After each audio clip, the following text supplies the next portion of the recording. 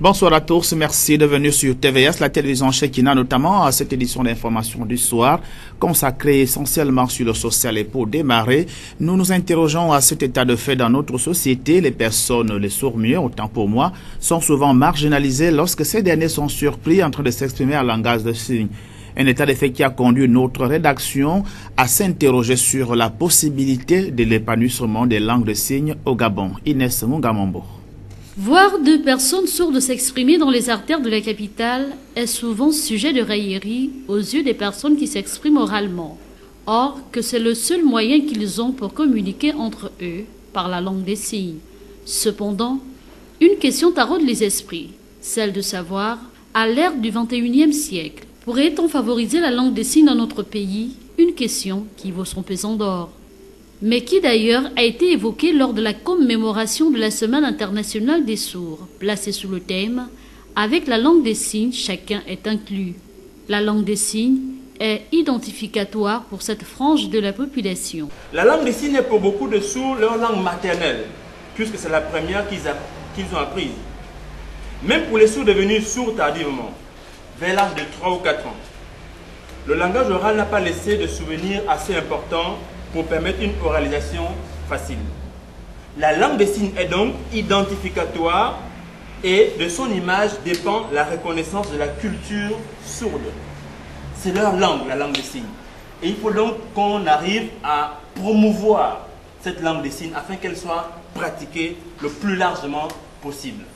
D'ailleurs, il y a un cadre justement qui justifie cela. La langue des signes est le moyen linguistique adéquat pour exprimer des pensées, des idées, des émotions. Vous pouvez le constater ici, n'est-ce pas? Ce fait a été accepté et adopté dans l'article 2 de la Convention des droits des personnes handicapées qui place les langues des signes à égalité avec les langues orales. Or, c'est souvent cet aspect qu'on oublie. On pense que nous qui nous exprimons oralement, on est supérieur aux sourds parce qu'ils s'expriment en langue des signes. Or, selon la Convention, ces langues se valent. En outre, la langue des signes ne doit pas être le dernier recours pour communiquer, car les sourds ont besoin d'être inclus dans la société. L'acquisition de la langue des signes ne doit pas être considérée en dernier recours pour les enfants sourds. Ils ne doivent pas être privés de l'accès à la langue des signes. Les États parties facilitent l'apprentissage de la langue des signes et la promotion de l'identité linguistique des personnes sourdes. Article 24C.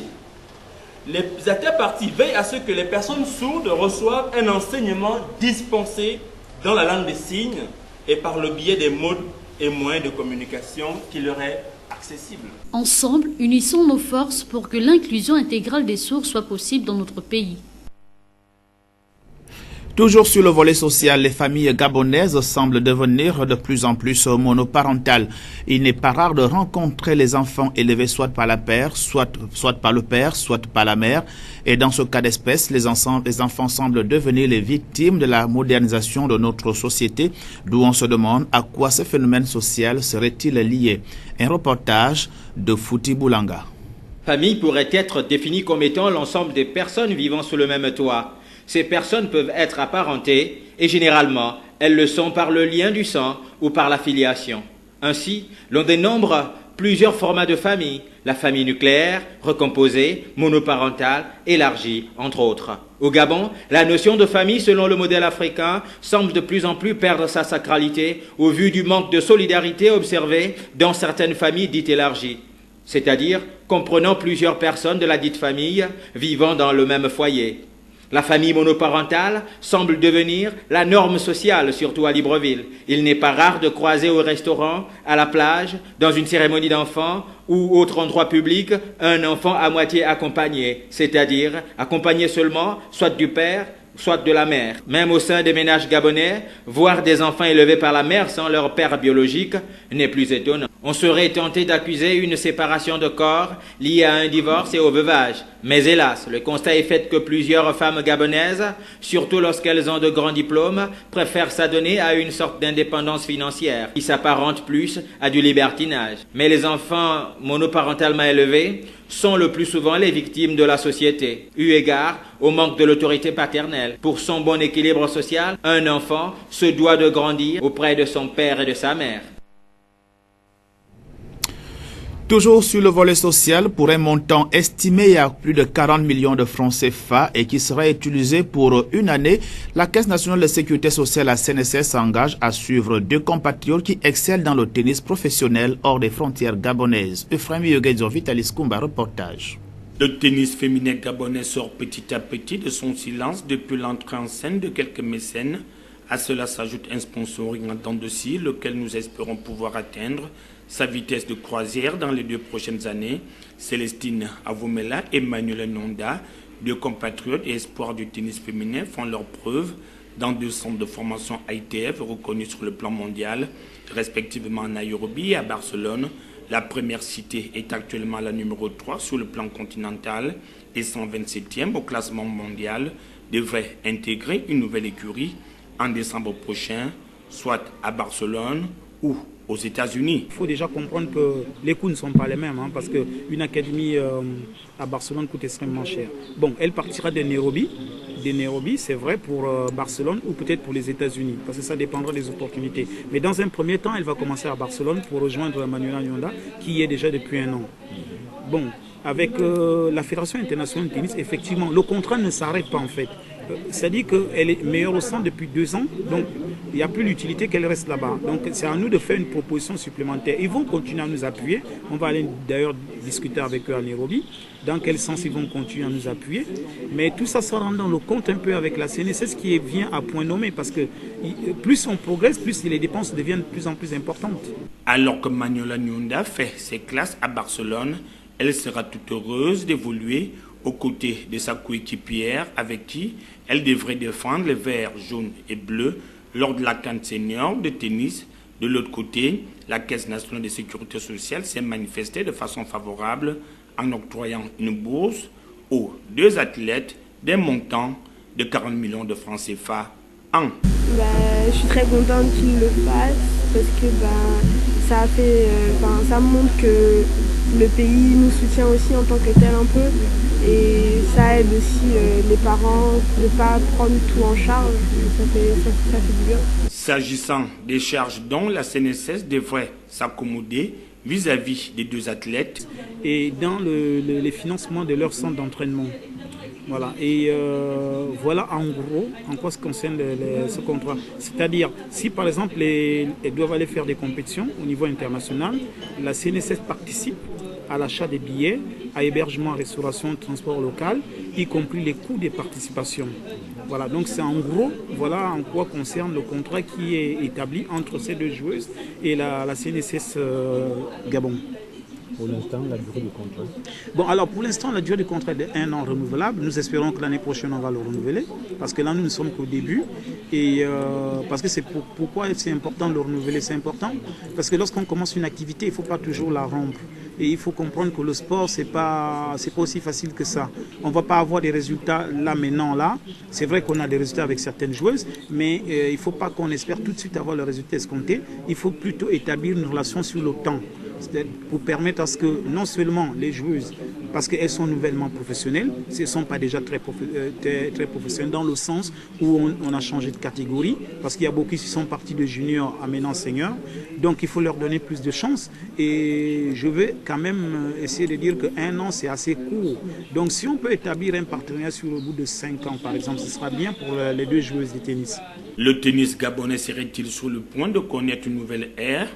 Les prestations à venir de ces 2 athlètes qui du reste bénéficient du soutien des plus hautes autorités de la République nous en dira davantage. Jour J-3, les électeurs gabonais en âge de voter se rendront aux urnes comptant pour les élections couplées législatives et locales 2018, mais l'étape d'avant consiste aujourd'hui au retrait des cas d'électeurs qui se déroulent dans les centres de distribution sans grand monde. Reportage.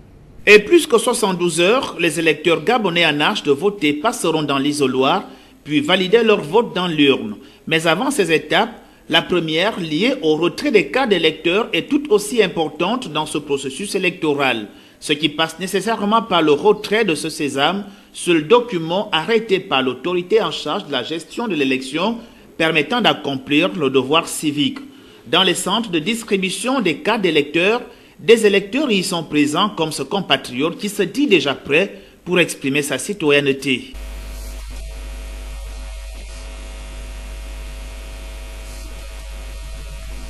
Dans les salles des centres de distribution de dites cartes, comme ici au centre du lycée Djoueda Bani, dans le 6e arrondissement de la commune de Libreville, d'autres électeurs attendent impatiemment le temps de vérification de leur nom sur la liste, étant une exigence à laquelle les distributeurs ne peuvent déroger. Mais sous l'effet d'une attente interminable, cette électrice fustige le comportement affiché par les candidats après être élus. Pour elle, son vote n'est la manifestation d'aucune conviction si ce n'est l'amour de Dieu. Elle dit ne rien attendre en retour des candidats. Non, je dis on vote les gens par l'amour du Seigneur. Si on ne regardait pas Dieu, on ne devrait pas voter les gens. Parce que là, on vote les gens. C'est pour nous aider aussi. Tu es malade, le sénateur passe. Tu as voté quelqu'un, tu pars pour dire que je suis malade, j'ai voté quelqu'un, je pars, peut-être là me donner 100 francs pour aller payer l'ordonnance. Il doit te dire que je n'ai pas l'argent, je n'ai pas les moyens comme ça, et que tu l'as voté. Donc, c'est pas bien. Quant à la distribution proprement dite, l'engouement n'est pas certes au rendez-vous, il est seulement graduel. Pas afflué, il faut dire que l'engouement, on l'observe depuis environ un jour, c'est-à-dire depuis hier. Aujourd'hui, le flux a augmenté, donc plus de personnes sont arrivées. Depuis 2 semaines, nous sommes là. On va dire que ces 2 derniers jours, ce sont ces jours où nous enregistrons un peu plus d'engouement. Donc, depuis le début, les choses se sont passées dans le calme. Je ne sais pas que le calme continue. Les gens viennent retirer normalement leur carte. Nous essayons de répondre au maximum aux sollicitations des uns et des autres. À 24 heures de la fin de cette opération et au regard du volume encore très important de cartes à distribuer, le fort taux d'abstention est donc à craindre. L'actualité hors de nos frontières au Cameroun voisin pour parler de l'élection présidentielle 2018 dans ce pays voisin où le plus jeune candidat à cette compétition, Cabral Libi, âgé seulement de 38 ans, mobilise de plus en plus la population afin de lui donner une victoire cash au soir du vote. Un reportage de nos confrères de la presse internationale. Porté en triomphe par une foule en liesse, la démonstration de force de Cabral Libi pour le coup d'envoi de sa campagne à Douala. À 38 ans, le plus jeune candidat à la présidentielle camerounaise a le vent en poupe et mobilise de nombreux jeunes lors de ses meetings. Une popularité qui l'a convaincu qu'il peut gagner cette élection tout seul, même sans être le candidat de toute l'opposition. Une candidature unique sur laquelle les opposants n'ont jamais pu s'entendre. Depuis le début, je suis disposé à m'aligner même derrière un candidat, mais sur la base de critères objectifs qui font que tous nous soyons sur le même pied d'égalité. À l'autre bout de la ville, voici un autre sérieux prétendant à la succession de Paul Biya, Maurice Kamto, un ex-ministre du président sortant qui a tenté en coulisses de fédérer les opposants, sans succès jusqu'ici. Il sillonne le pays depuis 2 ans et milite pour un candidat unique de l'opposition, à condition que ce soit lui. Nous sommes ouverts à tous ceux qui veulent rejoindre la coalition gagnante, la dynamique que le peuple camerounais lui-même a créée. Nous avons les bras ouverts, qu'ils viennent. Un candidat unique pour toute l'opposition, lui n'y croit plus du tout. Joshua aussi porte les couleurs du SDF, le parti historique de l'opposition qui a toujours accusé Paul Biya de lui avoir volé sa victoire en 1992. Une victoire que cet homme d'affaires pense de nouveau à sa portée le 7 octobre. Il n'a jamais été question d'un candidat unique. Je pense qu'on ne va pas revenir sur des considérations qui n'ont absolument rien à voir avec ce qu'on est en train de faire maintenant. À Yaoundé, voici le seul opposant à croire encore à cet impossible candidat unique, Akere Mouna, un célèbre avocat anticorruption qui plaide encore pour une coalition des oppositions. J'ai de l'espoir. On sait que ce pays sera perdu si on garde le même gouvernement et j'ai l'espoir que l'on trouve un accord pour travailler ensemble. Face à Paul Biya, l'opposition camerounaise se dirige en ordre dispersé vers ce scrutin à un seul tour. Toujours hors de nos frontières, nous allons cette fois-ci du côté de la France pour parler de la démission de Gérard Collomb, ministre français de l'Intérieur, une série de déconvenues qui ont fragilisé le président de la République Emmanuel Macron. Il s'agit de la 7e démission en 15 mois d'exercice du pouvoir. Reportage. Entre cette photo du premier conseil des ministres du premier gouvernement Philippe et celle-ci prise un mois plus tard dans les jardins de l'Élysée, 4 têtes ont déjà changé. Entre-temps, Richard Ferrand a annoncé sa démission du ministère de la Cohésion des Territoires. Une enquête, qui sera finalement classée sans suite, avait été ouverte au sujet d'une éventuelle prise illégale d'intérêt en 2011. À l'époque, celui qui est depuis devenu président de l'Assemblée nationale dirigeait les mutuelles de Bretagne. 2 jours plus tard, ce sont les ministres centristes qui jettent l'éponge. Eux aussi sont dans le viseur de la justice, cette fois pour des affaires d'abus de confiance et d'emploi présumé fictif au Parlement européen. François Bayrou quitte le ministère de la Justice. Marielle de Sarnez, chargée des affaires européennes, le suit, tout comme Sylvie Goulard, qui occupait le ministère des Armées. Mais le départ le plus fracassant restera sans doute celui de Nicolas Hulot le 28 août dernier, qu'il avait annoncé sans même avoir prévenu le président et le Premier ministre. Une démission que le très populaire ministre de la Transition écologique et solidaire explique par la trop grande influence des lobbies sur l'exécutif. Il est remplacé par François de Rugy. Quelques jours plus tard, c'est Laura Flessel, ministre des Sports, qui annonce son départ pour raisons personnelles. L'ancienne championne d'escrime aurait notamment été contrainte de quitter le gouvernement pour des raisons liées à sa situation fiscale. Ministre de l'Intérieur, Gérard Collomb est donc le 7e membre d'équipage à quitter le navire, 1 an et demi après le début du quinquennat. Nous restons toujours en France où le braqueur Redouane Faïd a été arrêté dans la nuit de mardi à mercredi à Creil après plus de 3 mois de sa spectaculaire évasion de la prison de Réau. Un reportage de nos confrères de France 24. Le braqueur multirécidiviste Redouane Faïd s'évade par hélicoptère de la prison de Réau. Nous sommes le 1er juillet. Ce jour-là, un commando armé prend en otage le pilote d'un hélicoptère pour l'obliger à se poser dans la cour d'honneur de la maison d'arrêt au moment où Redouane Faïd est au parloir. Une évasion spectaculaire. L'hélicoptère est retrouvé, mais Faïd est introuvable. Sa traque va durer 93 jours. La trace du braqueur est retrouvée le 24 juillet à Sarcelles, dans le Val d'Oise. Faïd et son frère forcent un contrôle de gendarmerie et abandonnent leur véhicule dans le parking d'un centre commercial, avec à son bord des explosifs factices. Les 2 fugitifs laissent aussi derrière eux de nombreux indices qui vont les trahir jusqu'à l'arrestation de ce matin. À Réau, Redouane Faïd, 46 ans, purgeait une peine de 25 ans de prison suite au meurtre d'une policière. En mai 2010, après l'échec d'une attaque de fourgon blindé et une course-poursuite avec la police à Villiers-sur-Marne, au cours de laquelle Aurélie Fouquet est abattue, Faïd est arrêté. Spécialiste des attaques de fourgon blindé, Faïd était aussi surnommé le roi de l'évasion. En 2013, il avait réussi à sortir de la prison de l'île Sequedin en 15 minutes après s'être servi de 4 surveillants comme boucliers humains. Sa cavale avait duré 6 semaines. Du sport à présent pour la fin de cette édition d'information à propos de l'organisation de la Coupe d'Afrique des Nations Cannes 2019 au Cameroun. Le président de la Confédération africaine de football, le malgache Ahmad Ahmad, a été reçu récemment par les autorités camerounaises.